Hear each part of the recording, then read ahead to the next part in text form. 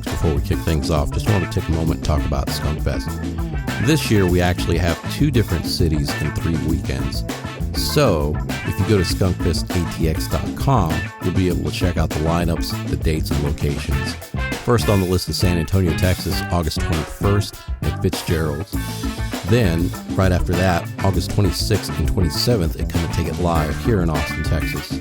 And then a second weekend here in Austin at Empire Control Room on September 5th. Like I mentioned, if you'd like some more information on the lineup, locations, go to skunkfestatx.com.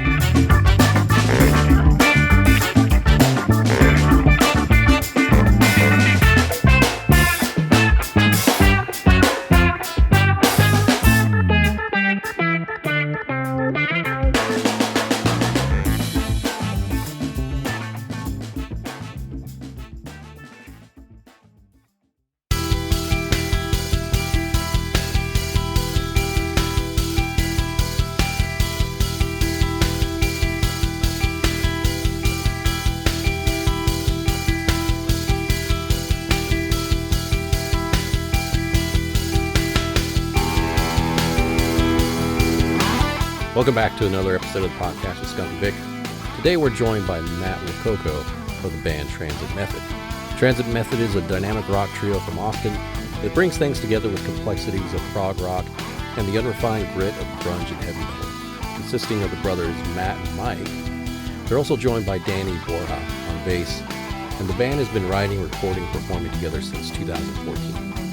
Also in 2014, they self-released their Celebrate Mutations EP and followed it up with their Roach EP in 2016 on Basement Avatar Records, drawing comparisons to the likes of Soundgarden, Rush, Mars Volta, and Motorhead.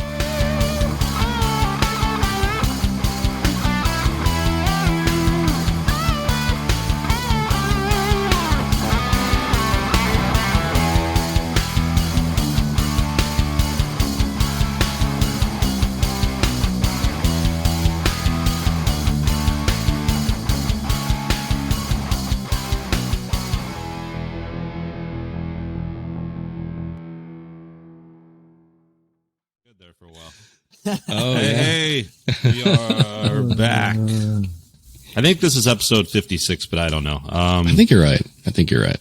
We are here with, I should have asked how to say your last name, Matt LoCoco. Yeah, you got it. Is that right? Matt LoCoco from Transit Method, Austin-based rock. How would you describe Transit Method, which I'm used to seeing as a trio, but we were just talking and you added a 4th member now. Yeah. Sort of a rock, alt rock. How would you describe the sound of the band, or what do you guys describe yourselves as? I usually just say heavy rock. It's not totally metal, but it's not just rock. It's heavy rock, and then it's got like a bit of prog in there. Progressive heavy rock. There you go. Yeah, there's definitely progressive elements for sure. Yeah, progressive heavy rock is how I would describe it. I think. Just kind of long to put that, We are a progressive heavy rock band with a touch of, that's like my band. I'm always like, I don't know. And that's not a good answer. And then but we do this and we do that. It's just like, we started calling it eclectic heavy rock, I think was what we went with, or some shit. I like that. Yeah. So eclecticism kind of encapsulates progressive anyway, Yeah, I think, it's like if we throw out a funk curveball, you're like, oh, well, they did say eclectic. What are those horns doing in that metal band? Very eclectic. It's very eclectic. Or the bro country songs. Yeah, the bro country album we're currently working on up in Nashville. We got lots of guys in lab coats helping us write it. There you go. Got some guest rappers. We like to make fun of bro country on this show. Bro country, or what was referred to as spring break country, which I thought was great. Actually, on Natalie's podcast, which finally came out, which was, none of this makes any sense in terms of timeline because we're behind. This will come out like next year, by the way. So we won't talk about anything current. What's your next album going to be called? We'll pretend it's out. Right. Yeah. We'll just call it, we'll have like just a Roman numeral 3 on the cover. Yeah, there you go. So now you have to commit to that. You have to commit to that now.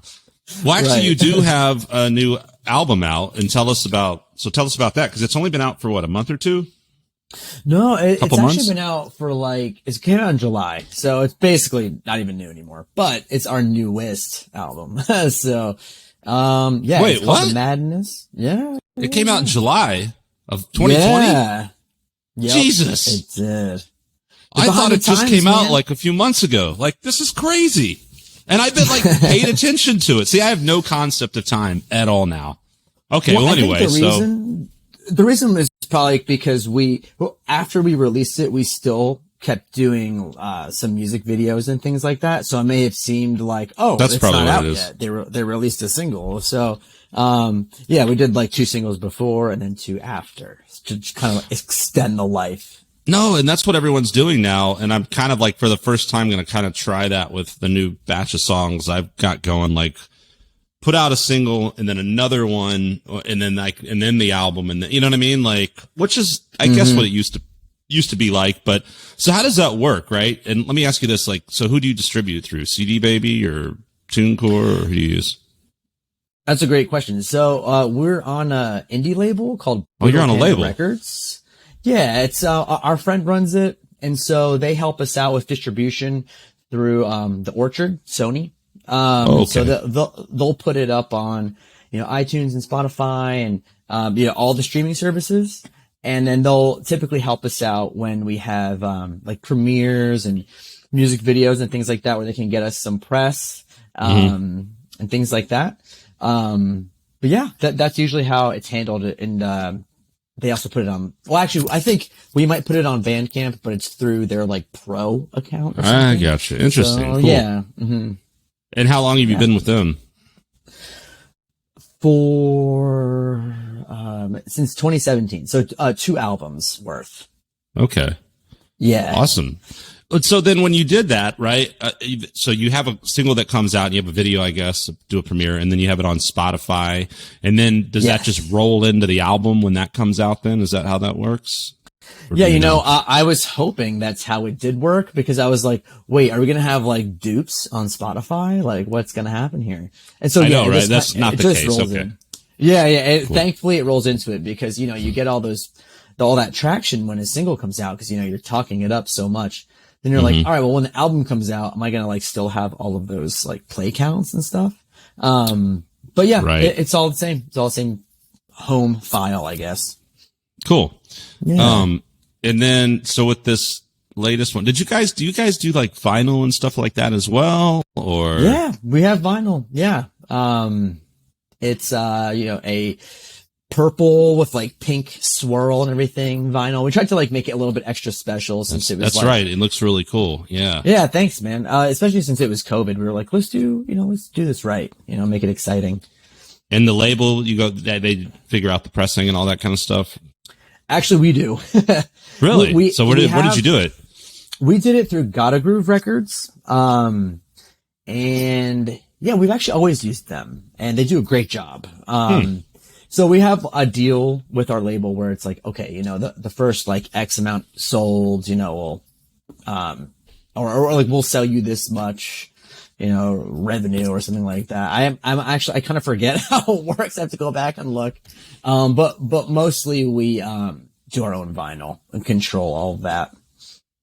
They're more about the digital distribution. Sure. Yeah. And then that kind of stuff you're doing. I mean, that's all about the shows, man, playing live and literally selling records, right, at shows. And yeah, that's typically the way we like to do it is, play as many shows as we can. And then, people can come talk to us afterwards, and we'll like sell vinyl. We have like new t-shirts and things like that. So yeah.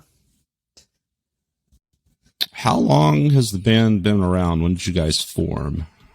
So my brother and I started the band, we started playing together, I should say, in like 2011. And then we moved to Austin in 2012, and then had different formations of the band, but it didn't really like officially start, I would say, until 2014 when we got, when we became a trio. And I started doing the vocals. So we kind of consider that like the start. So yeah, it's 2014, and then been together ever since, really. I mean, we had a change in bass player after our first EP that we did.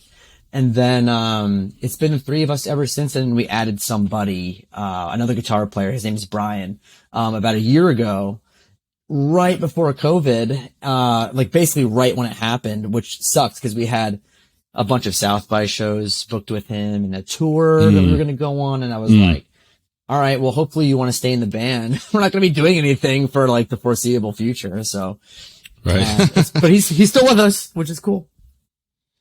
Cool. Well, man, I'm pretty sure I've only seen you as a trio, so that's going to be really cool to see that extra. For the longest time, like, it's nice. My band was a trio, and we would have keyboard parts and multiple guitars and all these things, and it was like, you know, it was a lot to try to do as a trio. You had to lose a lot of it, right? So it's nice nowadays playing with 4 or 5 people and being able to kind of put all those textures and extra elements into the music. I imagine it's the same for you, right? You can be a little more true to your recordings.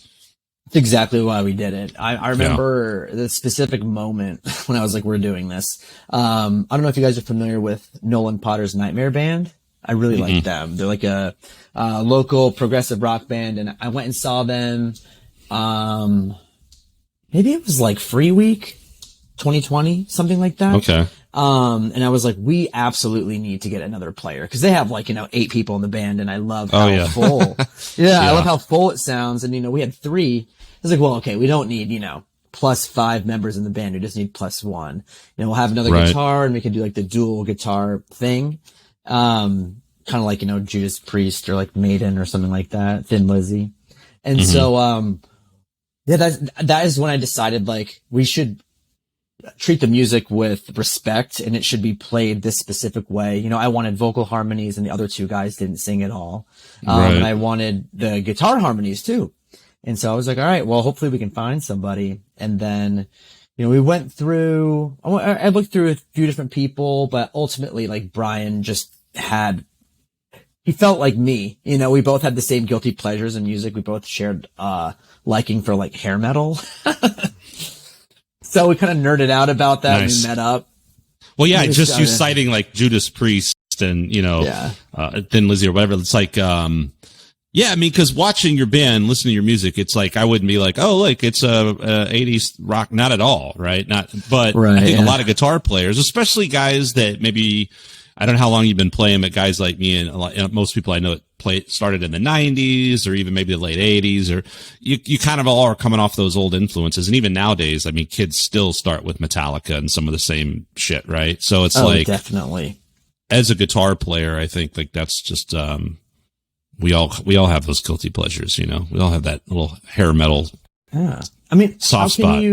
How can you listen to, George Lynch or Warren DeMartini and not say, holy shit, like that is some of the best guitar playing I've ever heard? I mean, be crazy. Those guys are insanely good. And so I kind of got into those bands from those guitar players because I didn't really care for the music before that. I mean, I liked some of the songs from like growing up in the 90s. I was really young, and my cousins like all liked, hair bands. But I didn't really. Yeah, the guitar players definitely carried those kind of, I think like Doc in those kind of bands, like a pop band with like blistering guitar solos was kind of the style of the day, Totally. That's a good description. And, cause I went from really being into like Megadeth and Metallica. When I was young, like my uncle really liked them, and one of my cousins was really into them too. And then, I remember starting to play guitar, and my guitar teacher looked like Sebastian Bach. And he was like, dude, I gotta show you this guy and this guy. And it was like George Lynch, and it was Warren, and it was, Snake Sabo and Scotty Hill. Right. Yeah. And also, the dude from Loudness, Akira Takasaki. You guys ever hear that band? Loudness? That sounds super familiar, man. Like a Japanese metal band, a hair metal band from, the 80s. And, but that guy's a phenomenal guitar player. So I kind of got into all those musicians from him, and then into the bands because of the guitar players. And then, all of my college years I was in a hair bands, and my friends would make fun of me. Like, what the hell is this? And I'm like, it's awesome, man. It's so good. Yeah. Shut up, dude. Yeah. It fucking rocks. And then you're in your dorm, like breaking the chains, or, dude, I love those old Dokken videos with Dream Warriors. So I'm not even going to lie to you. I was, watching that video this morning. The best is there's so many Dokken songs that have the word dream in it. It's not Dream Warriors. It's In My Dreams. In My Dreams. Yeah. The video for In My Dreams is so fucking fantastically cheesy. Like he's got that 80s reverb snare. It's like, And they're like in this like fake rainstorm and like water's coming off the snare and everything. Yeah, right. I know exactly. And then when George Lynch does the guitar solo, they have all like the on a volcano or something. Dude, and like, yes, and like the fake lightning effects. It's, oh, dude, it's so, I remember watching that when I was staying with Guy in England. We were at our buddy's house, and that was like our Saturday night every weekend or something. We'd go over to this dude's house. We had like every DVD in the universe, like literally just hundreds and hundreds. And so we'd go over there and we'd like get pizza, get some beer, and we'd watch like a movie or two, and then like watch old videos, because we were all like old school, like nerd guitar player guys. So like loved all this 80s shit, right? But I remember seeing that video and just being like, oh my God, this is like epic, like terrible, but awesome. It's awesomely so good. Bad. Still one of my favorites. Dude, I'll tell you one of the best songs, and by best I mean worst. Best songs and videos. You know where I'm going, Vic. Fucking Freight Train by Nitro. Do you know Nitro? Oh yeah, dude, yeah. Michelangelo Battio. Oh, it's like they literally have the singer Jim Gillette's like, yeah, and it like bursts the wine glass. And it's just like, I mean, Michelangelo is like one of the greatest techno guitarists ever, and all. I mean, it's insane, of course. But like the melody, there is no melody in that song. It's the worst. Oh no! It's just like in the middle of this cheeseball 80s song. It's just like, what is happening? And it's so brilliant. Yeah, it is especially bad. But the guitar playing, I mean, I guess the point is just like I can play faster than anyone on the planet. Faster than anyone on the planet. And he's got the quad neck guitar where he's like doing this shit. And I'm like, I don't know. I would never be able to do that. Oh, ridiculous. Well, just to think about it, like, I mean, I didn't even learn a lot of like, I've learned a lot more note for note solos in recent years. And I mean, teaching, I guess, has helped with that and having to do some transcribe stuff. But, you know, sit there figuring out classic iconic solos and trying to play them and thinking about the nuances and the tone. A lot of times when I was younger, I'd learn a bunch of riffs. I learned all the Metallica riffs and a few of the simpler solos, but I just play a lot of, and then improvise over a lot of stuff, right? Or I'd get the melody, and then I was kind of lazy about learning a big Satriani solo or something. But they're tough. Which is, I love Satriani this day and vibe, but man, dude, Me like, too. you know, like, yeah. So, or Van Halen or whatever. So, what was my point in all that? I don't know. I forgot what I was talking about. Oh, like, it's just like, to have the discipline, because that takes discipline, you know what I mean? It takes a lot of discipline to do that. I mean, it's one, at least I was playing, but to really, you got to think about the discipline of someone like Michelangelo, who had to have sat there for like 12 hours a day, going like, you know, playing not only just to scale like this, but okay, and now I'm going to learn the same thing and play it like this 1,000 fucking times to a metronome. And now I'm going to do it with this. I mean, total freak. I mean, you got to respect that. Even if you, that's the thing, like, even if you hate someone's music, or not hate, but you're like, this is not my cup of tea and it's just terrible. It's still like, I can respect it. Like, I can still respect, like, dude, like, that guy's phenomenal, you know? Oh yeah, same. Yeah. I mean, and I'd go see them in concert any day. Oh, so would I. Right? Just for the spectacle, you know? I kind of feel the same way about, I hope I don't offend y'all, but I never really got into the whole like Yngwie thing. Oh, like, same. But I think he's an amazing guitar player, and I've seen him live, and you know, he's a little like flashy on stage, maybe a little bit corny, but like the dude can play. I mean, there's no doubt about that. You know, it's amazing to see him play. But I don't really care for his songs. I'm the same way. I hate to say one trick pony, but I mean, I've actually heard him play some bluesy stuff that's really cool. And he's a huge Hendrix fan and all that. Yeah. So I know like that's in him, but it's weird to me that he just never evolved really. You know, it's like he started out when he's like 20, you know, teenager 20 I mean, it was phenomenal. Far Beyond the Sun. Just like, that's amazing. Incredible.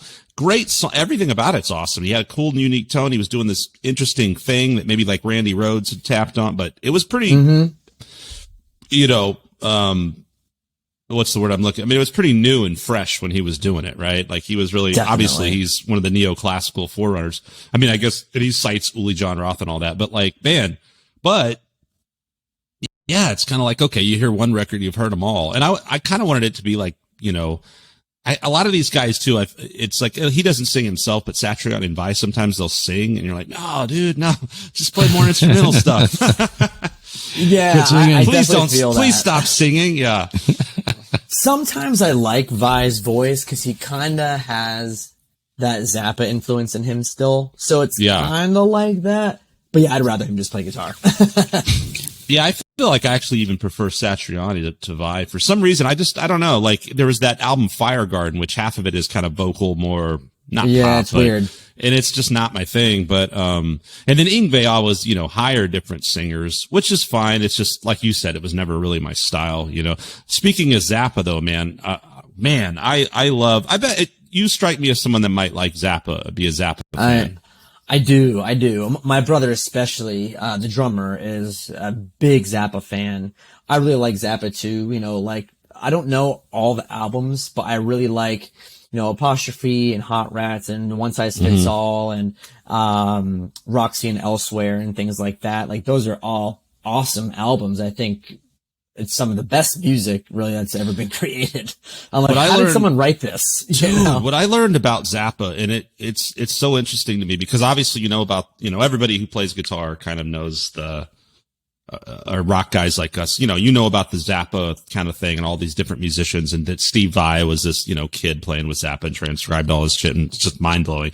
But I knew guys that were like these crazy Zappa heads, and then like I would listen to some stuff and I liked some of it, but I was never like this crazy Zappa guy. Like, and I have the Shut Up and Play Your Guitar Some More, trilogy and Hot Rats and a few other albums, but it's like, what did it for me though is when I saw Dweezil play, or Zappa play Dweezil Zappa, which is one of my favorite guitar players. Like, oh, me too. He's amazing, dude. He's amazing. God. And he's just I have nothing negative to say about Dweezil. I think he's such a humble, cool, respectful guy, carrying on the legacy of his father's music. He's an insane, great musician. I mean, what an influence, he's incredible. Man.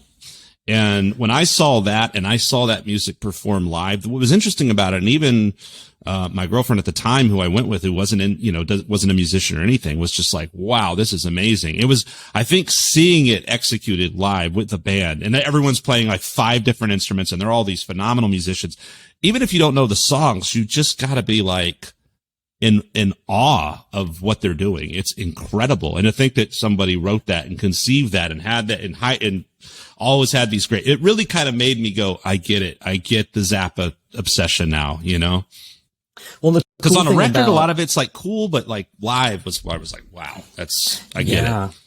I think the cool thing about Zappa too is he took everything so seriously, and so did all the musicians. I think they respected the music. They're all very professional. It was more like an orchestra, than like a rock band. And so, they all had like sheet music, I feel like, they had very specific parts, had intense rehearsals. I know probably Zappa, I'm pretty sure didn't tolerate any drinking or like drugs or any of that. It was like, this is about the craft and the music, And I respect that about him. I mean, he's definitely out there musically. It's not for everyone, but as I got older, I just identified with it more and more. Mm-hmm.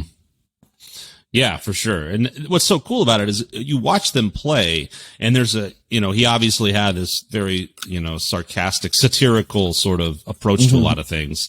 And you watch them play, and there's a lot of this goofy, fun, tongue-in-cheek stuff going on. But like you said, all that has been rehearsed to a T, 8 hours a day. I mean, I heard something, I feel like that they rehearse like, basically like a full-time job, 8 hours a day for a month or something before they tour. I mean, just like, this is a fucking job. We are not fucking around. And you see him and you're like, oh yeah, I mean, it's flawless, man. It's amazing. Yeah, it's nuts. That's it. Thanks for stopping by. Cool. Thanks. That's how all of our podcasts should have been, like 30 minutes. I don't even know. Yeah, 30 minutes. But no, we ramble for like 2 minutes. This is really like right now, so far, it's all good. We're talking about music. We're like on brand. But dude, I guarantee you in 30 minutes, we'll be talking about, something fucking stupid. I don't know. Samurai Cop. Samurai. No, God damn it, Vic, stop with that shit. I've had it with Vic's bad movie. Well, that's all guys' fault. I can't blame you, but Sarah literally gets mad every time I bring up Jim Cotta. Like, that movie has ruined her love of bad movies. Like, it was so offensively bad. We've been turned on to some bad movies that when I was out in San Francisco with my fiance, we actually got them on Plex, and they were like, fucking next level terrible, dude. It was so there's this movie called Jim Cotta, where someone came up with this idea that a guy who's a gymnast is going to becomes a secret agent. I don't even know, to go save the world from some whatever. Like what? Like doing like routines or something? Like, yeah, and then he's like fighting people with gymnastics. And I shit you not, there's a part in the movie where he ends up in this, old abandoned village with all these crazy people. And there's like hundreds of people surrounded. It's like an old, Bruce Lee thing, but instead of Bruce Lee fighting like 100 guys, it's this gymnast dude, and there's a pommel horse isn't that what they call him? The little thing, the gymnast? In the middle of this big area, like town square, there's a pommel horse or something that resembles one for no reason. And he gets on it and he starts swinging around and just kicking all these people. And it's like, that's the best part of the movie. But somebody thought of that and wrote it down. And anyway, it's, yeah. That's crazy. So there we are. Thanks, Vic. We got derailed. We were on Frank Zappa, and now we're on Jim Cotta. The 80s music made me think about that stuff, like 80s movies. Man. Well, 80s synth pop is great stuff too. Oh, We've never talked about on here, who's one of my favorites, and it's so signature to those 80s movies and those classic movies like Beverly Hills Cop and Fletch, and what wasn't it, Harold Faltermeyer, right? Oh, dude, go check out some of that guy's stuff. Like, have you ever seen Beverly Hills Cop? Yes. Dude, like that music, that's his music. And he's got it's all that synth. It's so cool, man. It's such a cool sound. The Axel F theme. And then the Fletch theme, dude. Cool. Really that's cool right. Too. Yeah. It's kind of got a similar vibe to it. But yeah, he had I love those synth sounds that he used.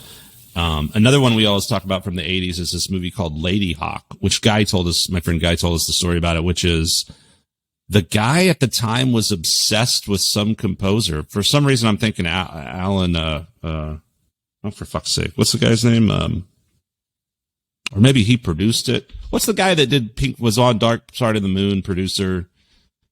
Geez, how can I not think of his name? Super famous. And he has Alan Parsons, right? Alan Parsons Project, Alan Parsons. Oh, yeah. And I feel like for some reason he was involved, or there's something this is probably totally inaccurate, so don't quote me on any of this, but somebody had something in their head that was this synthy 80s pop thing, and they were like, this has got to be the vibe or whatever.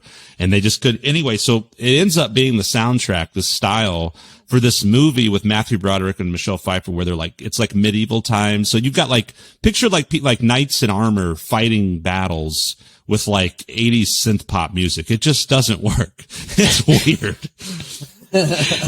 That's Lady Hawk. I'll have to check it out. Anyway, back to Transit Method and your 80s glam rock influences. What are some other things that influence you? Going back, like, are you into like Pink Floyd or Rush or stuff like that? Yeah. I mean, I wouldn't even say that hair bands influenced the band that much. I really just a guitar thing. Yeah, just in my guitar playing, it finds its way in there sometimes. But really, I think it's a lot of progressive rock for sure. Rush is probably the band that we all like collectively, Mike being my brother, he and I really have a love for that old 70s progressive rock stuff like King Crimson and Gentle Giant and Genesis and Yes and all those guys. I mean, one of my favorite guitar players is Steve Hackett. I think he's awesome. I've been actually really into his solo albums from the 70s lately. So that definitely finds its way in there. Pink Floyd for sure. I mean, Pink Floyd is one of the first bands I got into that was really, like kind of psychedelic. I remember being in high school and hearing Dark Side and not really getting it. And then, I knew the hits, like Have a Cigar and like that kind of stuff. Like Welcome to the Machine, things like that. But I remember being a freshman in college and like, getting high for the first time or something like that, or maybe it wasn't the first time, but it was definitely a time I remember when I was like, I just want to go in my room and listen to music. And I put on Dark Side and it just like totally took over me. I was like, this is one of the most amazing things I've ever heard. And I understood why it's so popular. And then, from there, I mean, I got into all kinds of music. I mean, I got really into, trying to think. I got really into Opeth probably after that. Yeah. Yeah. Like I liked prog, but I wanted to see like what else there was. And so, I liked Dream Theater, but it wasn't like really speaking to me as much. Mm-hmm. Opeth, I felt like had still the like expansive, very like the songs had a lot of depth to them. Tool, I thought that was one of the best progressive rock bands to come out. The Mars Volta and At the Drive-In. I got really into that around that time. All those bands that did a little bit like extra, it was like, it rocked, but I was like, damn, like I can listen to this album 10 times and always find something new about it. That's like, oh, I didn't hear that before. Oh, there's a shaker there. What the hell's going on? Oh, there's timpani. Cool. Yeah. There's all kinds of stuff buried in there and made a big impression on me. And I would say the other genre that all of us really dig is the 90s grunge stuff. Sure. Which, people are always like, oh, you guys kind of sound like a mixture of Rush and Jane's Addiction. And I'm like, well, that's accurate. So, growing up, I know, early 90s, my cousins liked all the hair bands. But they also liked all the grunge bands, Right. Big on Nirvana, Soundgarden, Screaming Trees, Mudhoney, and Mother Love Bone, like those kinds of bands. And so, I remember like really getting to Alice in Chains, all those guys, Jane's Addiction especially. I mean, I feel like they have a really cool, like they're a little weird and psychedelic at times, but they can fucking rock too. I mean, the voice too, the vocals. I will say this about Jane's Addiction, though. It's a very similar, not musically in a progressive way, but like and similar to the Rush thing, where it is a very like unique voice. Like there's no mistaking that voice. And the first time you hear it, you're kind of like, oh, what the hell? But I think with most bands, if you like Megadeth too, but I love Megadeth. But the first time I heard it, it's like, I don't know, and it's like, those guys, sometimes those strange voices become your favorites because it is so identifiable and unique. And I actually saw them tour, I guess it's been 10 years or something now, but when they toured with, 9 Inch Nails and played Frank saw that Irwin, too. That was awesome. I had never, cause I'd never really like explored their catalog and gotten super into them like some of the other bands you mentioned. I've always been a huge Chains fan and Soundgarden and all that, but man, they were great. And, Dave Navarro, for as kind of weird as he is, was fucking on point, man. I mean, that dude, he's definitely great at what he does. Like, with that, just a rock guitar player. I think he's a great straight up rock guitar player, Yeah. I love the way he plays. It's funny you bring up that Jane's Addiction 9 Inch Nails tour, because there's a Transit Method song about an experience we had at that show. And, we were living in Jersey at the time, so we saw it in Jersey. Okay. But we got arrested at that show. So, we were young, maybe like, I don't know. I was probably like 22 or something like that. And, I remember like, we were just like smoking weed. Like, who fucking cares? And like, we got arrested and it was like this whole thing. And like, we missed some of 9 Inch Nails because of it. I was so upset. We were just like chilling in the parking lot, eating sandwiches and just like, getting ready for the show. And they're like, what are you guys smoking there? You smoking that herb? And I was like, yes. It's a fucking rock concert, dude. Yeah. Like, this is the one place kids are supposed to be able to go and not get fucked with when just smoke a joint. I was like, we're not bothering anyone. We're just like, my brother was still in college. I had graduated already. So we were just like catching up, having like a bro date. It wasn't like Reefer Madness. Like no one went on an axe murdering spree. No, right. And they're arresting kids who are like selling coke and all this, which also like whatever. But like, there's a big difference between like selling coke and smoking a joint, though. Yeah, it's fucking ridiculous, man. Oh yeah, totally. But it was crazy. So we wrote a song about that. So yeah, and we actually practiced it yesterday. So we're gonna be playing. Wow, cool. On our next show. I actually missed 9 Inch Nails. Well, I've seen them a few times, but I actually missed most of their set at that show. And again, I'm like a big 9 Inch Nails fan, not as much Jane's Addiction or don't know them. But so I was like fuck. Like I think they were flopping on that tour. Who opened, right? Or yeah, it was headline, every right? other show. It was a different headliner. Right. Mm-hmm. So this one, Nine Inch Nails opened, and we missed most of it, not for any nearly as cool a reason as you. It was just simply because we went with two females who took forever to fucking get ready. So I was a little pissed off. Oh man, But, that's brutal. I do love Nine Inch Nails too. I mean, that's another big one we like a lot. I remember seeing them at Frank Irwin in like 2013, and it was fucking awesome. Did you see the, I don't know if I was at that one or not. I feel like I've seen them 3 times, but the one they played was Soundgarden. Thank God I got to go to see that show, man. It was the last, or, certainly one of the last, I don't know if it was probably wasn't the same tour that, but, I don't know what the hell year that was. It was at the 360 amphitheater. You didn't see that? Soundgarden opened? No. That was a while back. I didn't see that, unfortunately. I did see Soundgarden at Austin Music Hall. Okay, wow. When was that? In like 20. How did I miss that? Might have been it's probably 12. Right after they were probably touring on King Animal, which I love that album. That album's awesome. They were. I love it too. It's so good. So good, man. Yeah. Yeah. They were playing.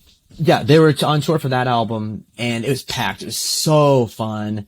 I'll never forget that show. And then we also saw them during South by Southwest. They were celebrating this was probably 2014 because they were celebrating the 20th anniversary of Super Unknown. And they played the whole album. And my friend was working at the venue. Yeah. Well, he was working at the W at the time. And he was like, I can sneak you in. Oh, that's and I was badass. Like, you're going to sneak my ass in? He was like, if you can get here in the next 10 minutes. And I was like, done. I like valet parked my car. I didn't give a shit. I was like, it's $60. Oh, yeah. I don't care. Well, yeah, you're getting into the show for... I got really lucky with what is that? The Moody, right? That you're talking about over there? Yes. Yeah. Like I've gotten lucky there a few times. I think out with an Alice in Chains show and, just same thing, kind of had a hook up and, I saw Alice Jeff there. Beck there. We might have been at that same show, actually. The Alice in Chains one? Most definitely, yeah. I always see Alice in Chains. Me too. Also, dude. Oh, sorry. Go ahead.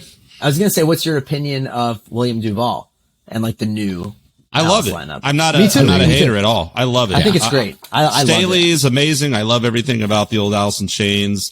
Honestly, my least favorite album is probably the Tripod album, though. Honestly, like the Dog. It's kind of they were going in some different direction. I'm sure there was a lot of band turmoil. Sonically, the tones they use, which they're unique, but they're not my favorite. I love it's a very Facelift. depressing album too. Very dark album. Very dark. There's some they're all really dark, cool but songs. Yeah, they're all dark. Yeah. That one especially though, I think you can hear the place that they were in. Whereas like when Facelift or Dirt came out, so more like Facelift feels like it's dark, but it's rocking, and it's just like the fucking rock band. Like you could throw that on like during the summertime and just be like, I'm just gonna like rock out and have some beers. But like the third album, you're like, Jesus. Yeah. Like this is deep, you know? But yeah, man, Facelift is one of my favorites. I also love Sap. I think Sap is there's nothing they've done. Sap's great. Jar of Flies is amazing. And then when they came out with fucking Black Gives Way to Blue, I was like, it's incredible. It's that album is amazing. It's one of my favorite ones, actually. Yeah. Alice in Chains never let you down, dude. They're one of my favorite bands for a reason, There's that Music Box collection too that they came out with. It's got a whole lot of demos and from all the different albums. Really? Yeah, I've got it somewhere around here. But speaking of 80s rock though, like so many of those bands, they were, they came up in the 80s and that's when they're playing. They were influenced by, Eddie Van Halen, and all these guys were influenced by Kiss and the whole 80s thing. And I mean, it's hilarious. I want to say, I'm probably getting this wrong. I know Pantera had some other band name and they were super glam and playing all the, they were actually still called Pantera, but it was just. Were they really? glam. Maybe, okay. So I'm probably wrong, but I think Alice in Chains, before Alice in Chains was called something like Diamond Star or something like that. Yeah, I think, and they have some cheeseball shit, dude. There's this song, and you can tell, I mean, Lane Staley's voice is unique, but there's this song called King of Cats, spelled K-A-T-S. It's one of those things I found early on when music started popping up on the internet illegally. And it's just like this, yeah, come on, all that kind of 80s stuff. And it's just like, oh my God, and then they were just like, I guess they started, doing heroin, and we're like, okay, now We Die Young. That's our new. Right. So, heroin, sad as it is. Let's write Junkhead. Junkhead, dude. Oh, dude, Dirt. It's so dark. It's all so dark. So good. So good. The way that song starts, you're just like, oh my God. Like this you is can just feel the sludgy. pain and emotion, man. Yeah, dude. And it's just like, it's so good. What I started to say when you were talking about Moody and Austin Music Hall before that, did you see Faith No More when they came through in 2015 there? Dude, so the show was incredible. So first of all, I love Faith No More. I've never seen them, but I've only heavily gotten into them in the past 3 or 4 years. Oh, wow. Yeah. I remember what got me into them more was, honestly, I think I saw a clip. Someone shared something with me. That song From Out of Nowhere. Their performance on SNL. I was like, holy shit, this is Faith No More? Yeah. Because I really only knew like Epic and like Midlife Crisis. Of course. Those are maybe like the two like most popular. So everybody songs. knows, right? Of course. You know, and so I really only knew those, and I love those songs. But when I heard that, From Out of Nowhere, I was like, fuck. And then I listened to the album, and I was like, oh my God, what have I been missing? Yeah. And so I listened to the hell out of that album. What is it called? Real Thing. Yeah. Mm-hmm. And then, same with, King for a Day. That one is awesome. That's an incredible album. Sonically as well. It's one of my favorite albums. It just sounds so good. And what you can really hear, which I think is really funny. I think it came out like 95. Mm-hmm. I'm like, Brandon Boyd definitely loved Faith No More, like singer from Incubus. Oh yeah. Cause you can, those influences are uncanny. I'm like, whoa. Well, you've got the Metallica thrash metal giants that were influenced by who they were influenced by. I mean, there was the British invasion, which led to like, when we got the Metallicas, the Megadeth, who influenced everybody, right? And then we got the grunge stuff, but like Faith No More is like almost an unsung hero in terms of, I think they influenced fucking everybody and all the new metal and stuff, which a lot of it I hate, I can't stand. But that came from that. I hate even saying the rap rock thing because that's not what Faith No More is. But speaking of eclectic, like Faith No More is the ultimate eclectic in terms of like a band that had any sort of commercially like pop success. Like it's very rare, right? And they did. It's kind of like metal, and it's also kind of like they have the keys, so there's always that like ethereal element to it. But then you have Mike Patton who can sing like an angel and then rap, and I'm like, well, like you go from like Easy, right? This beautiful cover of Lionel Richie to Surprise You're Dead. It's fucking awesome. Right. And that's what I've always loved so much about Faith No More. It's just like, and then I remember a friend of mine telling me about Mr. Bungle, and I was like, okay, and that just blew my mind. It was almost too much at first. It was like Zappa, like where I was just like, this is even way farther than I expected. Like, I need a minute with this. Because the very first thing I ever heard was Girls of Porn. And it's just like a song about jacking off, and it's saxophones, and you're just like, what the fuck is this? And then I got like obsessed with Mr. Bungle. Like, I had a Pink Floyd phase that lasted like 2 years where all I did was like smoke weed and listen to Pink Floyd. And then I think Bungle was the next thing that I was just like super fucking into. Yeah. Huge Patton fan. Yeah, man. I remember, which I imagine you guys are. Oh, yes. I mean, I love him. And Danny, our bass player, really likes Mr. Bungle, and he would try to show me their albums. And I remember hearing the first album and being like, I can't like quite get into it. He was like, all right, listen to this one. And he gave me California. That's a little more accessible. Yeah. Definitely a little bit more accessible. And I was like, all right, this is pretty cool. And then I kind of worked backwards listening to them. And then Disco Volante is almost impossible. That one still, I'm like, this is really a lot. I used to play that, and like my friends would just be like, I can't be in here right now. Like, I have to leave. You need to leave. Yeah, man. No Mr. Bungle allowed rules at households and shit. I feel like there's a few other bands that are kind of similar but more accessible. Like, have you guys ever listened to like Fishbone? You ever listen to those guys? Man, that's taking it back. Yeah. I mean, I haven't heard them since they were kind of, because I mean, they had some commercial success for sure. Mm-hmm. Yeah. And if you listen to their records, they have like weird, like 1.5 minute songs that are just like chaos, Right. But then they have like these beautiful songs, or like funk, and I really I think because I got into Faith No More and those bands, it kind of got me into those other, like, Fishbone and like those kinds of bands too. Whatever happened to Jim Martin? Check that out. Oh yeah, what is Jim Martin up to? I don't know, dude. I don't know if he's even doing music anymore. You mentioned King for a Day, and I was trying to remember if he was actually on that album. No, Trace Bruant's played on that album, which is so cool because he didn't. I don't think he toured with him, but I'm pretty sure he played on that record, and that's Mr. Bungle's guitar player. Have you heard the new Bungle, dude? It's all just complete thrash metal. It's crazy. I have. Who played on that? They got Scott Ian and Dave Lombardo. Yeah. Scott Ian and Dave Lombardo. Right. It's actually really good. It's cool. Like, I saw him live and I'm like, dude, mad respect. Like, I was just like, those motherfuckers walked out there. They're all in their 50s and they just played like an hour and a half of just brutal shit. Like it was 1984 Slayer show or something. And I was like, that's awesome. Fuck. Man. Wow. I love that those guys can still do that. You know, I feel like you can definitely tell the guys that started to try and take care of themselves, like throughout their life. Yeah. And then the guys who are rock stars that have not taken care of themselves. And it's, like Vince Neil, like Vince Neil or like, I love Megadeth, but Dave Mustaine, I don't know, man. I mean, they can't play those keys. They don't play in the same keys anymore. I'm pretty sure. I know. Yeah. They dropped it a whole step, which is fine, but it just doesn't have the same like spank, Yeah. But his voice isn't great anymore, and you can just tell that he's like put himself through the ringer, dude. Then you look at somebody, like Mike Patton, and I'm like, this man can still sing just as good, yes, and still move the same, and he did. Wild man on stage, screaming and yelling every night, still like it was 1989. I mean, that guy's an absolute fucking animal. Yeah, exactly. Yeah, like Bruce Dickinson is probably the best example. Yeah, no kidding, man. Seeing them, and then he'll fly to the next city in his plane. Yeah, unbelievable. That guy's a fucking animal too, man. I strive to be him when I'm older. I'm like, dude, you're fucking insane. Dude, I'm so Vince Neil right now. Like, we played a show a month ago, and the only reason we did it was because it was a memorial for a friend that passed away. So we went and played a one-off in San Antonio.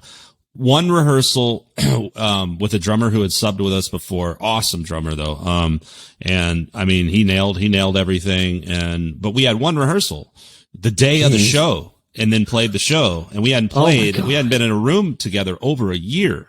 Oh my God. The last show we played was for a good Rodriguez. That was a January. Cause when we played with you, dude, we played an Alice in Chains set. Remember? We played like acoustic Alice in Chains. Yeah. So the last time we actually played our own music was in January of 2020. So we go play this show, dude, and I was fucking hurting. As soon as we started rehearsing, and I was like, I'm going to kind of hold back. And even then I was like trying to hit some notes and try some stuff. And I was like, oh, fuck. And we played that show, dude. I got off stage and I felt like that. I felt like those guys, like I could not execute the things the way I had with no practice. Like, you get used to playing a lot. When you're on tour, becomes easy because you do it every night, right? You get really good. And then you go play a show a week or even a few weeks later and you're just like, oh man, you're just killing it because you played this shit a million times. But I mean, yeah, it was rough, dude. I got on stage, like I had a headache. I was just like, fuck, so you got to stay in shape, tough, man. Yeah, you got to stay in shape, especially really as a vocalist. Tough. Oh, I know. That's the thing. Preaching to the choir, man. I mean, like, I felt like my voice was getting a lot better, throughout 2019, just like playing a ton. And then, when we hadn't seen each other for a while, we like practiced for the first time. I'm like, God, like how, this is hard. I have to remember to like practice because, you go from nothing to yelling, and that's the difference. Is like, I didn't do a bunch of live streams or anything, but I could play like, if I just had to do something like that and you're singing, it's like, it didn't feel like it had that big of effect. But when you're playing with a rock band with amps and it's loud and you're fucking screaming dude, and we always tuned down a half step, but one of the albums we did was Standard. And I remember going back 10 years when we started in our first stuff, it was like, I'd be in the studio just like, wow, I suck. And like really it was a real struggle. And then thinking about that and then all the way I had come to where like the last few years, I was like, man, it's funny. Like I feel this, I can do this every night. It doesn't affect me. I feel pretty good about it, pretty comfortable. And now, like when we played that show, I was like, well, it feels like 2010 again. Like I feel like I'm in the studio, like, just like dying trying to sing these fucking songs up in those registers, man. Oh, I know. Yeah, I know how it goes. We should just all put together a show called like, okay, it's been a year, we suck. We suck, deal with it show. The struggle tour. The struggle tour. 2021 struggle tour. Know, another man. cancellation on the struggle tour. So you guys still haven't played a show though? You're like rehearsing and getting ready, but haven't played? No, we played a few shows actually. We played, our first show back was actually a cover set. We played Halloween 2020 at the Far Out down south. I've heard that place is cool. Yeah. It's great. Yeah, man. It's right by my house. So I really like playing there. Nice outdoor spot. So we did a set of Stone Temple Pilots, which was really cool. Wow. Cool. We're like, let's just test out the waters. Yeah. Like, who's coming out, who's not. Yeah. And it was a really good turnout. And then we played our first show as Transit Method in January. We finally did a proper release show. We performed the whole album plus 4 or 5 songs, played 70 minutes. We're like, let's make it worth it. Yeah, it was very difficult because we were so out of shape. But then we played a little bit more. We did a live stream in February. We played a show in March. I think 2 in March, 2 in April. But since April, we haven't done any. So we have 2 in June. So it's slow. It's slow starting back up, but we're going to try and keep it more regular now, I think. Cool. Mm-hmm. I mean, when you're booking and you're going to try to, so you've toured, have you toured through the States or internationally, or what have you done tour wise in the past? Nothing internationally. That would be awesome. But, yeah, just we've done just the South where you go, Alabama or Arkansas, around there and stuff. Mm-hmm. We've been out to the West Coast, up to Seattle, area, and then up, East Coast through, Philly, Jersey, New York, Virginia. Which is your stomping ground. You said you guys were from Jersey, right? So yeah, our Jersey show was super fun. Cool. It was funny though, because we had friends and family come out that were there were people who like our band, but then there was people who know us, personally. And they all come out, and I felt bad for the other groups because, when they would play, they're like, "Oh, it's great seeing you. We're gonna go get a beer down the street. You should come join us. You should watch the other bands." Yeah, you know. I know, right? I've had that experience when people are just like, "Oh, dude, now that you're done, let's go." And no, dude, I don't want to be that guy. I want to support the other acts. So that was a little awkward. Where I felt bad that our people left and weren't supporting the other bands. But I was like, we're never gonna be back to this venue, I guess. I don't know. Fuck these people. I was like, Fuck I'm 'em. really sorry, but I stuck around and I watched, but it still was kind of strange. Yeah. Sorry, our fans suck. Yeah, right. For you. That's cool, man. So, I mean, obviously, hopefully, we know how weird all the booking and everything is right now. It might, be a mess for a while, but so do you guys have any idea of when you're going to try to do another tour, or just kind of doing regional stuff for now? I think it's regional stuff for now. We were thinking about, and still are thinking about possibly doing something in November. We have to, put that together right now. But with COVID, some people don't have, we all work day jobs and stuff. So we have this one doesn't have vacation days, or this one needs to take a trip to just get out of town and clear his head. And so it's all right, maybe we don't do something the end of this year, but we aim for, early 2022. And then the rest of 2021, we just weekend warrior this shit, Get your chops back together. Right. Yeah. Do Thursday, Friday, Saturday. Or Friday, Saturday, cool. Sunday, something like that. And hopefully we can get up to I'd like to get up to Dallas, back up to Tulsa, go to Houston. So kind of keep it in this vicinity, and then plan something really cool and be able to go out. So the plan, at least. Venue wise, what are some of your places to play here in Austin, and then just Texas, just regional stuff? Yeah. So definitely, favorite spot to play is Mohawk.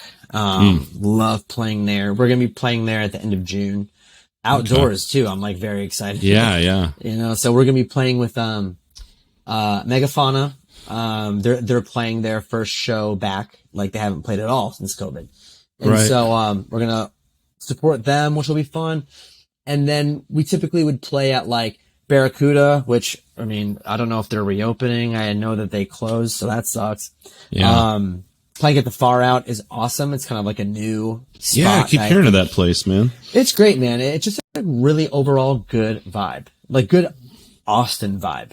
And a big stage, like a good sound and everything? Yeah, they actually have 2 stages now. They had one stage for a long time, and then they ended up building a huge tent with a stage at the end of it. And they have like picnic tables underneath there and stuff to make it, you know, COVID friendly. Now I feel like they're starting to move out the tables and create like a little dance floor in the center, which is pretty cool. So people can still sit, but still kind of like dance if they want. So now they have 2 stages, and they're starting to do like little mini festivals there where they have like a double stage situation. Yeah. Independence Brewery is another cool place that's doing shows. Oh yeah. You know, They always set up that outdoor stage, right? It's like we did that in April, and it was really fun. cool. It was raining a little bit, but it wasn't too bad. Yeah. And then I'm trying to think where else. Like Empire, you know, you're trying to book there right now, which is cool. I love playing there. Those I hadn't heard about.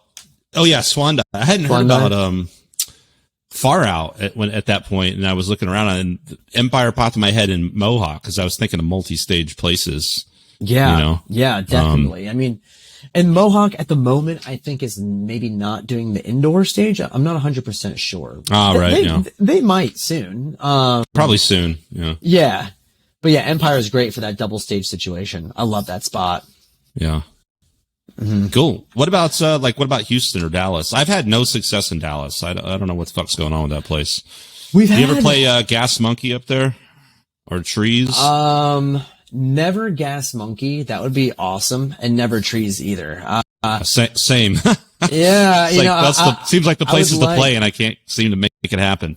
So typically we'll play in Fort Worth. We don't necessarily play in Dallas. We play in Dallas, but it's never been that great. You know, I feel like you've really got to play Gas Monkey, or you've got to play Trees, or like, what is that other spot?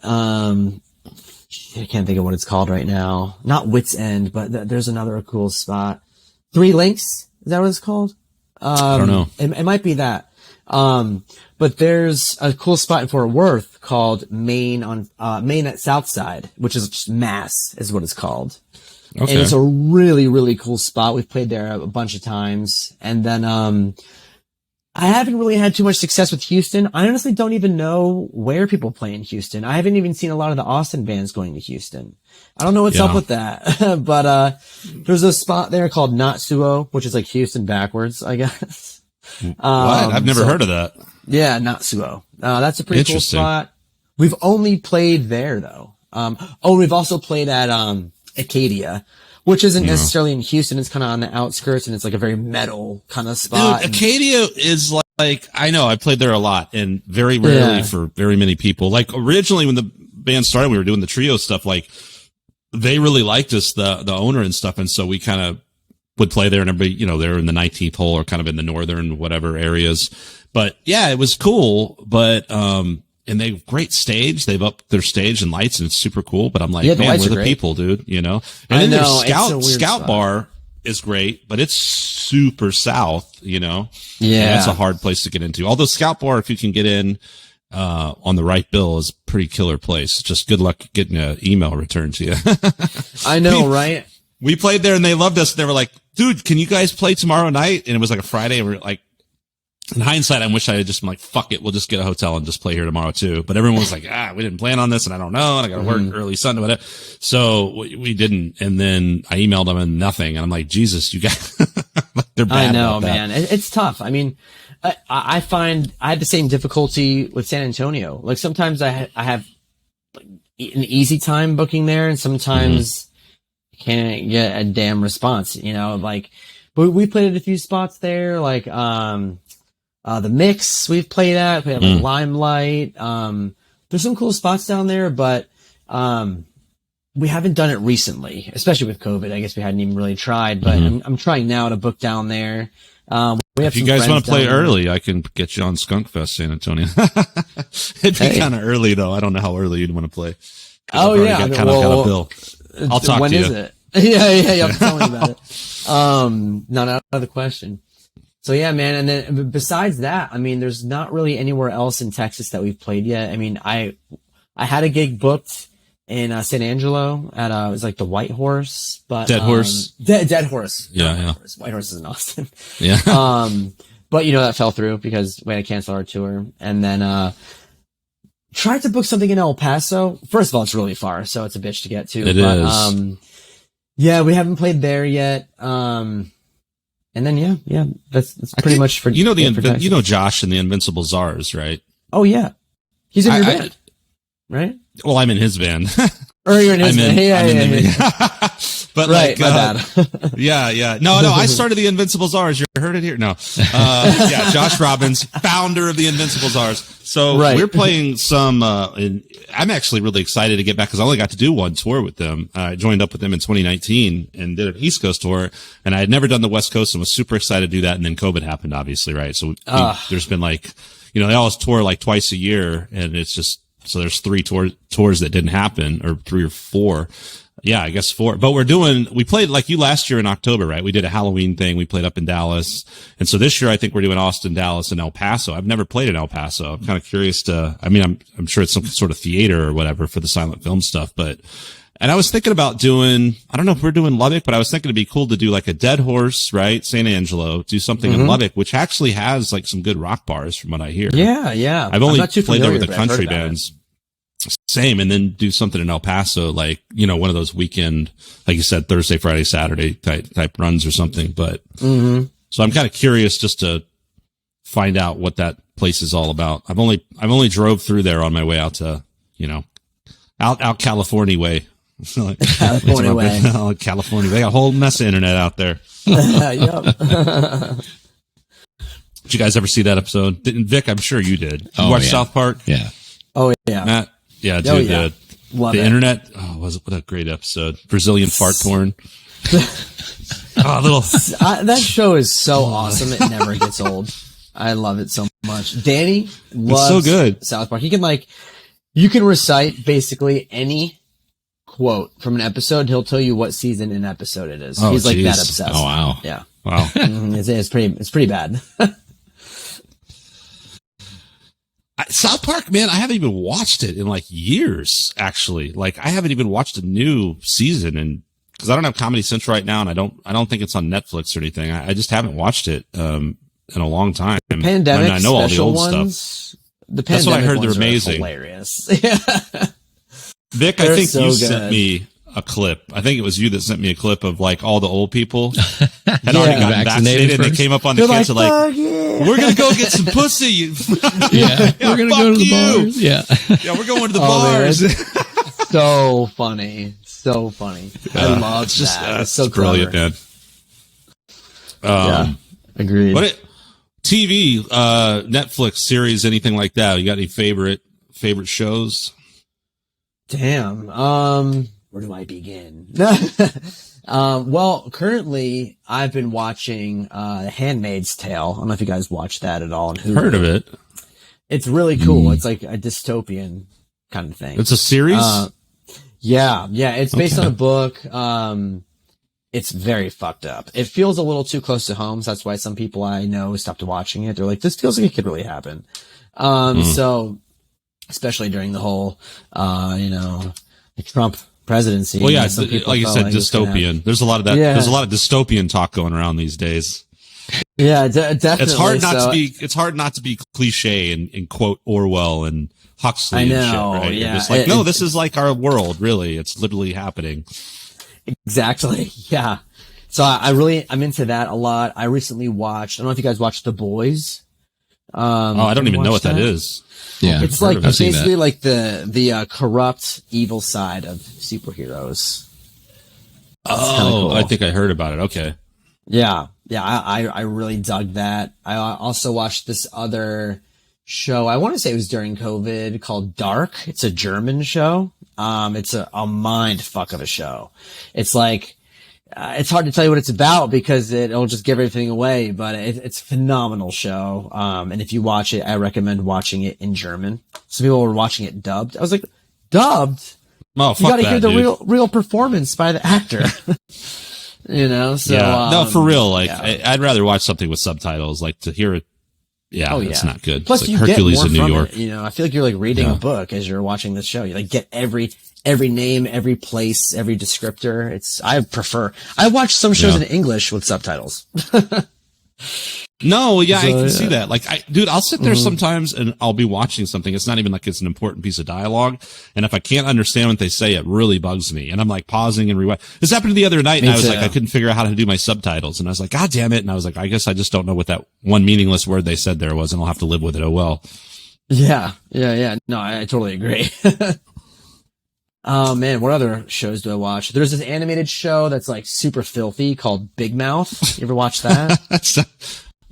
Someone showed that to me or something because I know the name for sure. It's so funny. I think I've got there's probably 100 shows that people are like, you gotta watch this show. Yeah, I will. And I forget about it. Yeah. It's just like, oh yeah, I saw one episode that time. If you want something easy to watch, I watched like every single season of The Great British Bake Off on Netflix. I think so good.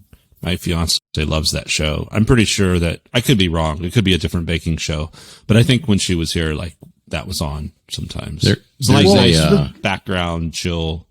Yeah. Look at that cake kind of show. It's just all competition. There's no drama. They don't live with each other. It's none of that. It's just all competition. And they all support each other, which is pretty cool. You know, I love that. I love that about like American Ninja like Warrior. Friends. Yeah. I love because especially nowadays where there's so much of this dogging everybody and shitting on everybody and all this conniving crap because it makes for good TV and it just trains, you know, it's just not, you know, I'd sound like an old man, but it's horrible for like youth to be exposed to that sort of like that's somehow an okay way to treat people. It's not, you know, it's fucked up. Right. And so I like shows where everyone's on the same team and rooting for each other, even if it's a competition, you know, like that's actually really cool. Yeah, I'm all about it. I love it. Definitely a contrast to everything going on now. No, so baking shows, that made me think of a show that my sister watches, and it's called Nailed It. And it's I've heard of that. Yeah, I think it's a baking competition, but it's competition for people who don't know how to do things very well. So they'll give them like tasks, you know, make these cookies or cakes or something like that, and they're just disasters. Right. And it's so funny. But don't they have like do they do it like, and then they have like, but do they have like help from an actual pro chef or no? They can ask for help from a pro chef, and there's like little contests that they can win where they can get like 30-minute consult or something like that, right? Or you know, they can like freeze time and the other competitors can't do anything for like 30 minutes or 10 minutes or something like that. But yeah, there's a pro chef that's like walking around and they can ask him questions, but I think hopefully not Gordon Ramsay, although he's not a baker. No. Just walk around like yelling at everyone and telling them what a pile of shit their fucking cookies were. It's great. I mean, they have one for, I think the States, they have one for Mexico, they have different countries. And so you can watch all these different versions of it in different languages, and they're all hilarious. It's just people freaking out. I feel like making the ugliest cakes ever. Yeah. Oh man.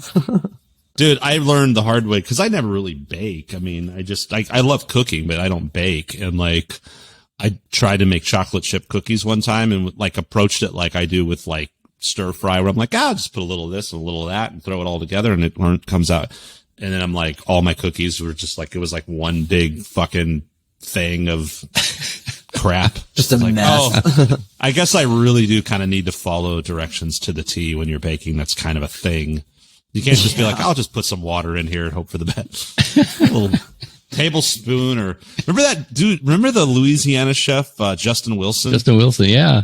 Guy was the best, man. He measured a teaspoon in his hand. He's like, oh, a teaspoon right there. Yeah, about a tablespoon. Yeah. What? He was this Louisiana chef, dude. He was hilarious. And he would always just be like, He was like, a little more wine. He would always just put like wine and everything and spice. A little more spice, a little more wine. Nice. That was a great show. I love watching him. Yeah, dude, I was back. I was old school cooking shows before all the competition stuff. But I think like the competition from what I can think of is like Chopped, right? That show was huge, or I guess it still is. And then all these other reality cooking, did you guys ever see? I watched like a season or two of it. It's called, it's Gordon Ramsay's one. There's like 3 judges and they're all assholes. One guy's kind of nice, but the other 2 are total dicks. And I mean, if you cook well, they're cool, but they'll just shit all over you and it's kind of funny, I guess. But you start out with a certain amount of chefs and they whittle them down real quick and blah, blah, blah. It's called Master Chef. You guys ever see that?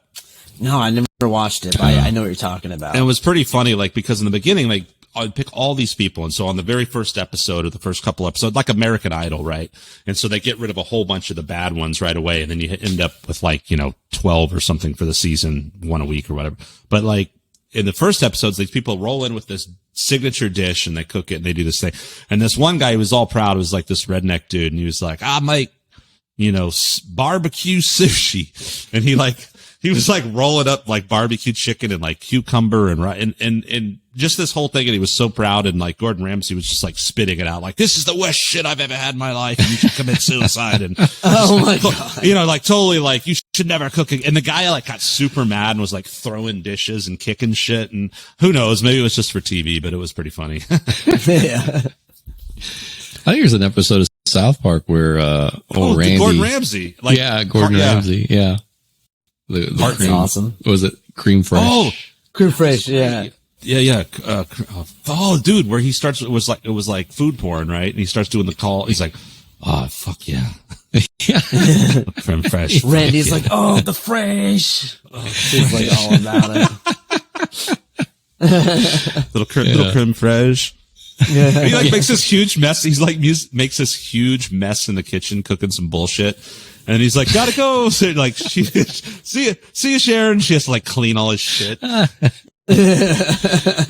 gets the cafeteria gig too, right? And so he's like, oh, he's trying to do all that stuff. Yeah. Isn't Jamie Oliver in that episode too, where he's like all crying because he wants the kids to eat healthy?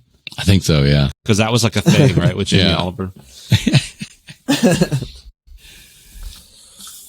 But yeah, so is there anything else about the band we should talk about before we just randomly talk about bullshit? I'm trying to think if we covered everything. You're from Jersey. You started in the 2011, 2014. Your first record came out 2017, second one 2020. Yep. Which I thought was 5 minutes ago, but I don't know what time is anymore. No, that's all correct.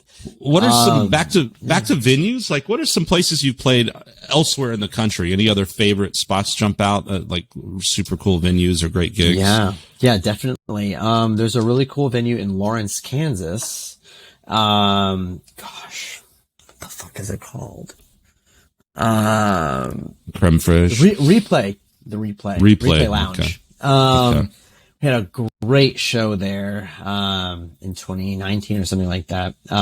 Really fun place. And then, so that one stands out. There's a place in LA called the Silver Lake Lounge. It's in Silver Lake. Oh yeah. Cool. Really, really cool. I think I've been there. It is a cool place. It's a really cool place. We've played there before. And then, one of my favorite spots actually was in, Seattle, this place called the High Dive. Really awesome venue. It's like nice big stage, cool lights. It's not a huge place, sizable enough, but it feels like super crowded when it gets packed in there. Mm-hmm. And then there's another spot in, trying to think where we played, in, what was it? In Philly. We played at the Trocadero. I used to actually intern there when I was a wee lad. And that place is really, really cool. Trying to think of some other ones that stand out, but those are definitely the ones I would say that I remember the best. Those venues. Cool. Mm-hmm. Yeah. When you said you interned there, were you driving there from Jersey? So I was in college at the time in Delaware. I went to University of Delaware, and it was about 50 minutes or so from Philly. And so I would take the train into Philly twice a week, and I would work there like every Thursday and Friday because I didn't really have any like afternoon classes. I would maybe like go to class till like 11 or something, and then go to the venue and then like be there for the shows. And I got to do hospitality for Symphony X. You know that No band? way. Yeah. I got to meet all of them. I like picked them up from their hotel and shit. I was like, holy fuck. dude, I was cheesing so hard. I was like, I love you guys, but I had to be professional, but I'm like, what was I, 21 or something? And I was just like, oh shit, like Mike Portnoy was there, and he was like backstage, and I was like, literally just standing there waiting for direction from someone, like, oh, Matt, they drop us off here, like, we need this or that. Like Mike Portnoy is like, we're right here talking to Russell from Symphony X. And I was like, oh my God, like somebody wake me up, it was really cool. Yeah. Wow, man. Yeah, dude, Symphony X, so you might have been thinking about when we were talking about Josh and Invincible Czars. So he was playing bass in Runescarred, which is another band I also play in. And so that's how we actually met. And then I started playing with the Czars as well. But so Runescarred was supposed to open up for Symphony X in 2020, got canceled because of COVID. And then it got canceled again because of some shit with like their road. I don't know who, somebody involved in their camp, stage manager, road man, blah, blah, blah, that got in trouble for some inappropriate something or other. Oh God.